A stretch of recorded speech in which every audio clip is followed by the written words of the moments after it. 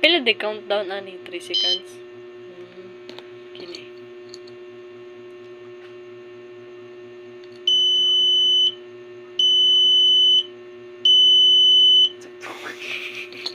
Ada banding skin. Aku bao naman katong Kima. Pero kausap dyan na dyan kuhan. Delay pa siya. Asti guys, so this is an RFID.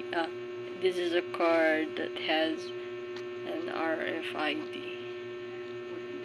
If I'm wrong, then correct me. Correct me if I'm wrong. So this is what we have been doing, guys. We're doing our assignment here. And the wires here looks like a spaghetti na. And it's very good. Here is our programmer. And the other one is sleeping na. This is a this is an RFID. This is an ultrasonic sensor. And the breadboard and the Arduino. So it's a bit messy. Sa Tagalog nga ng musiga, Kim?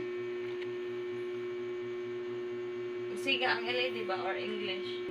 So guys, our programmer is fixing the problem which causes the Sa the green LED will turn on. So yes, we have this automated indicator.